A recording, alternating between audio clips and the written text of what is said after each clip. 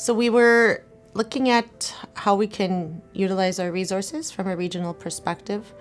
Carla Cochran, the regional youth coordinator at AMC, and myself started brainstorming on how we can use what we're doing here under my eHealth unit and ICT initiatives and what she could do as a regional youth coordinator and the existing resources we had. And we felt that we didn't have those resources to assist the community, so we started fundraising at the request of Chief Kathy Merrick of Bimichigamak of Cross Lake.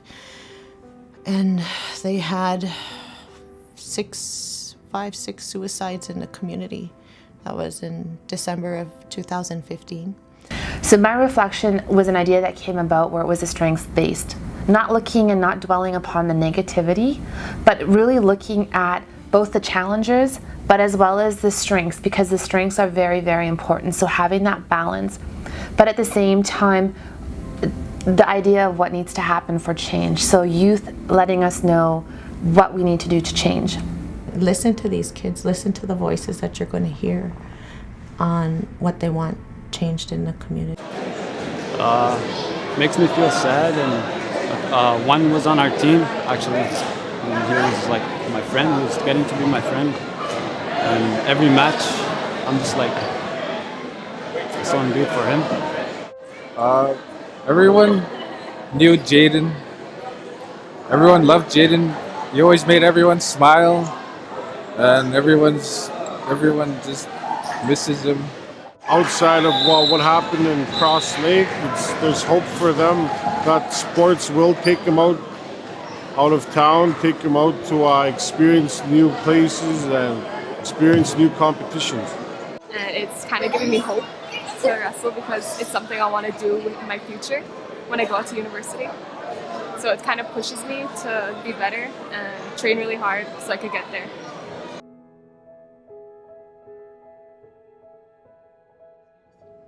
Well, right now there's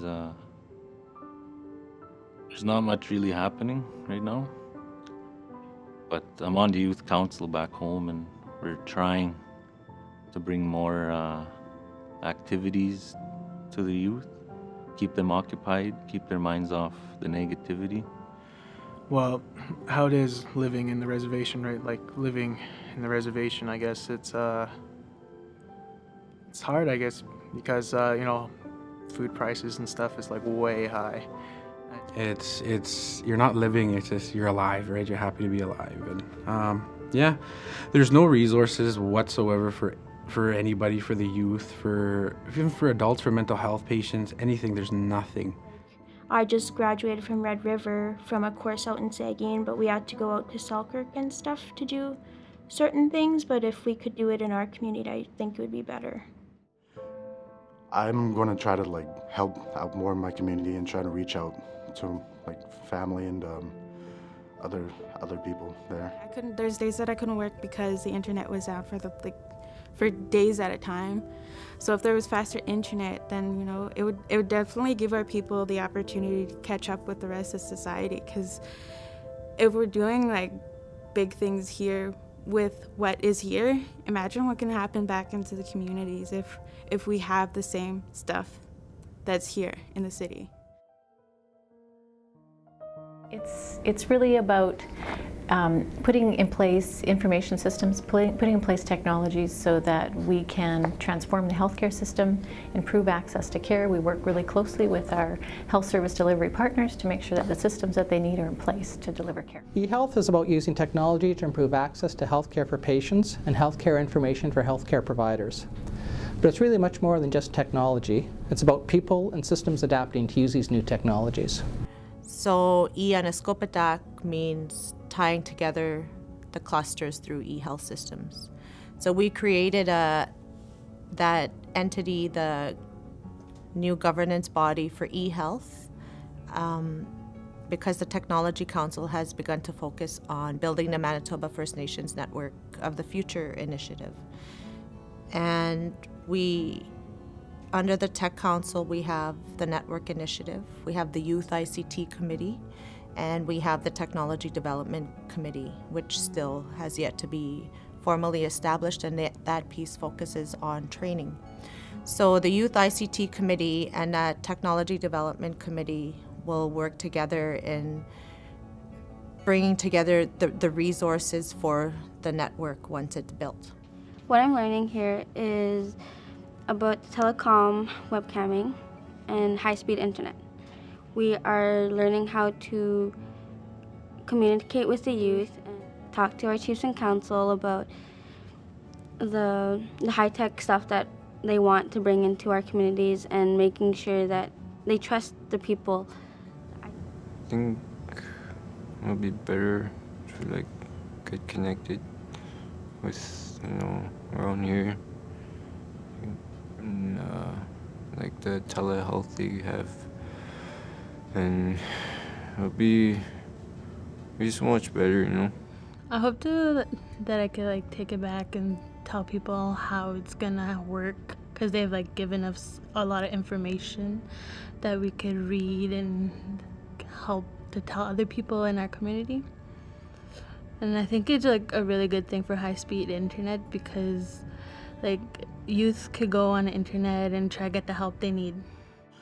If you have any questions, instead of like flying in a doctor from the city, or you can just video like call them and just get every information right then and there. It gives opportunity, I think, in terms of economic development too, right? I mean, there's a lot of beadwork that's being done and sold online. So elders are making money, and there's, stuff like that. I mean, it's not just Netflix and Facebook. It's a tool, right? So, and how you use that tool. We're gonna have easy access to get a hold of the information and that needs to be out there. And I'm really excited because this is a really big step in everybody's lives, and I think that we're going to be bringing back that positivity back in our communities.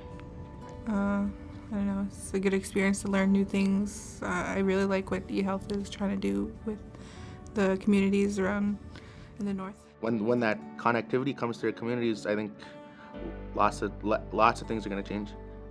Looking forward to everything that's going to be happening soon. I do think there's a lot of benefits with learning all the e-health and all the technology that we're going through, because we live in a world that's changing a lot. Being in a community and coming out to learn and all these different things, there's a lot of benefits to it, and it can benefit our communities. I do believe that. And we're giving them that opportunity, and it's all about giving them that voice, and that's what we work for.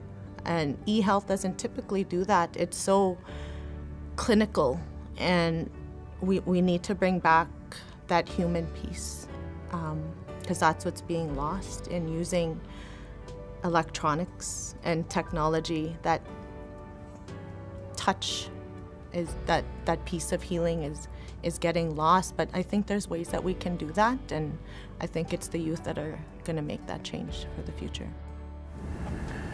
One of the most common messages that I kind of picked up on was that there's inadequate funding for Indigenous students on First Nations. They're not funded equally to provincial students because they're in the federal system. Imagine if we could do that for all the 63 communities in Manitoba, not just the ones in Manitoba, but the 600 plus First Nations across Canada.